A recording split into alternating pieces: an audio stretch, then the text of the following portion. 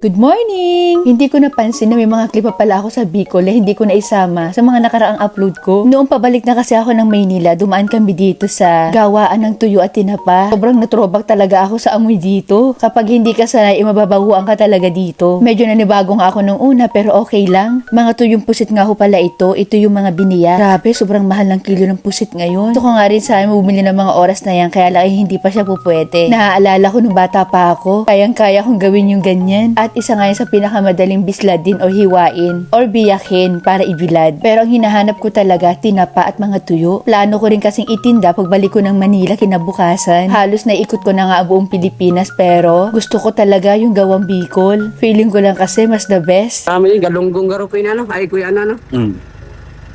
660. Grabe mahal ano? Magkano per kilo niya? Andito ako ngayon sa Mercedes, Purok 3. Yung dati naming tinirhan. Tapos, bibili ako ng tinapa tsaka tuyo para ilalagay ko rin dito sa parisan. Dagdag, income ba? Paninda. Kaya lang, ang mahal. Sobrang mahal, lalo na yung tuyo. Ay, yung pusit. Ito rin po dati naming hanap buhay noon. Tuyuan. May laman yan, no? Di pa inaani.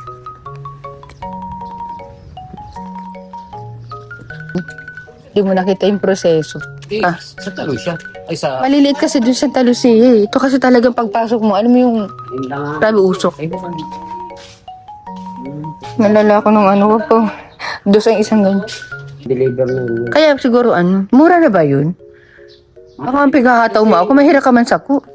Mahal na daw po. Pero kung po, ayun po kasi tagmahalan po ng isda. Kung Akala kasi po, pang ulam lang po. ay hindi, pagtitinda ko man din kasi. Order na po yung lahat eh. O, hindi konti lang naman kukunin ko. Siguro mga lang, mga 10 kilo, ganun. Order na po talaga. Akala ko isang taytayan lang po kasi... Ay, sa taytayan lang. Sa barkada ko yun na yung... Akala ko man kaya pang ulam-ulam lang. Wala na bang ibang dito? Wala Wala. pa po, doon po sa road to. Sa road 2. Arayo. Kaya Mercedes ka, dapat alam mo yan. Sala yan. Dapat aram mo yan. Hindi, vlog lang ako dito. Alam ng kapusan to. Ayan, so naalala ko talaga nung nagtatapa pa kami. Doon, maraming tabahan doon. Tinatawag. So, order na pala to chillers na na siya, na-repack na. Kapan na yung ipalitan po. Kaliwa ako naman. Pati yung amoy, naalala ko. Ayan.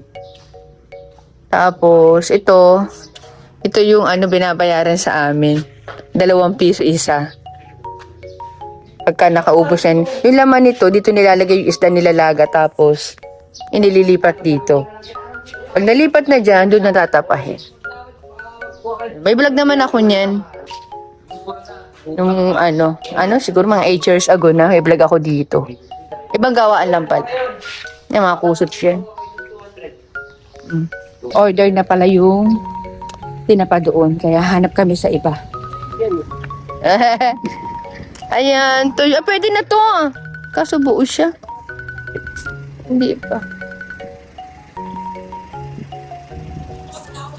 Banda sa laut eh. Alat lang, tapi hiling-hiling ko nga ni. Walang bislad, Walang bislad.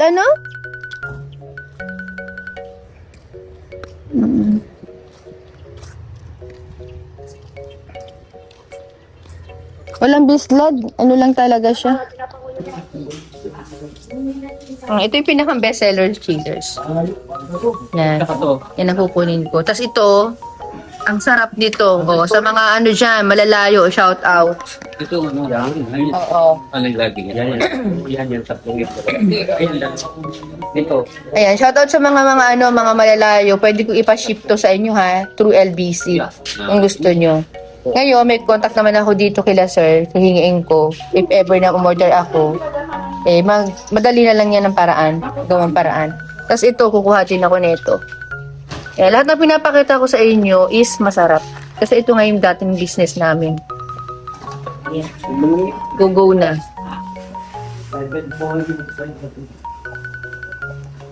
Anin kumata tayo. Ang gawin mo na lang para itabak. Tapin na mo na. Oo, sa pinangwa po. No? Paabon. Parang sama-sama na lang. Alam nyo kapag yan talagang trabaho nyo, tinan nyo, ang galing nilang maglagay. Ako medyo limot na ako ng pagtay-tay-tay-tay. Pero napakadali lang yan matutunan. Wala pang 1 minute. Ano kuya? Iwas bang, pag natitinik na lang, sanay na yan. Pero sa kanila. Tulog yan. Pero mas maproseso kasi ang paggawa ng tinapa kaysa sa tuyo. Oo. Oo. Sayang hindi sila gumagawa. May mga vlog naman na ako dito, chillers. Panoorin nyo na lang sa vlog ko. Chillaxing Cheers Tuyuan. Yan, malalapas na ako dyan sa YouTube, ha? Ayan. Kaya shout out sa mga viewers ko. Hindi naman sa pagmayabang, pero parang ganun na din. Iba yung tuyo namin dito sa Bicol. Syempre hindi naman ako magpapahiya sa inyo. Lalo na yung mga kinuha ko, talagang yan yung mga kinakain kong tuyo. Kahit minsan may allergy ako. Masarap eh. Yan. Kuha rin tayo nito. Ay, naghanap ulit yung madam? Isa pa lang po. Isa't kalahati. Yan. Tapos, garbaga maasgad ining saro. Ay, dahil. Hindi po yung masker. Ito, kukuha din tayo nitong konti. Ito, marami nakakakilala sa inyo nito. Sige na. Isang kilo ito, ayos eh. Papangang Kuya, ito. Masarap to chillers. Kahit yung nila nito, yung tinatawag na piece or reject, ang sarap kahit hindi kayo bumili na ganitong, ito kasi good to. Yung nandun sa dulo, yun yung medyo pamahirap pero masarap yan. Ayan nandun sa dulo. Kukuha rin tayo ng tulis. Isa't kalahati mo lang.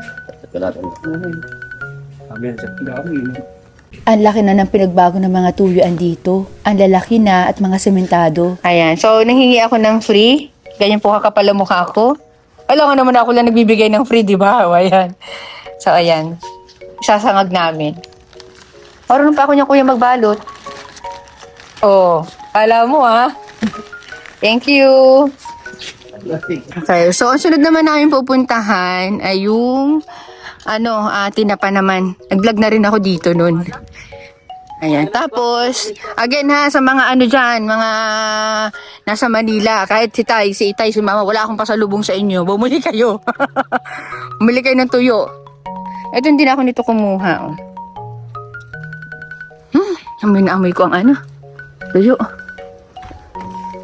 Lalakarin na lang natin, Kasi malapit lang naman yan. Kahit nga hindi na muna umabanti si Niknik lakarin na lang natin. Highway na po yan. Ayan, so dito sa street na to, puro dito wala, tuyo yan. Wala ka naman makikitang tuyo. Ito, tuyo din dito. Malayo-layo din ng konti, halika na. Kay siding. Ayan yung kulay, na yan, bubong na yan. Saan na yan? Almusal muna kami. Ito yung isa sa mga sikat na kainan dito sa Daet. Babas Pares. Mga mahilig sa Pares dyan. Naglagalaw-galaw ang laman. Sarap.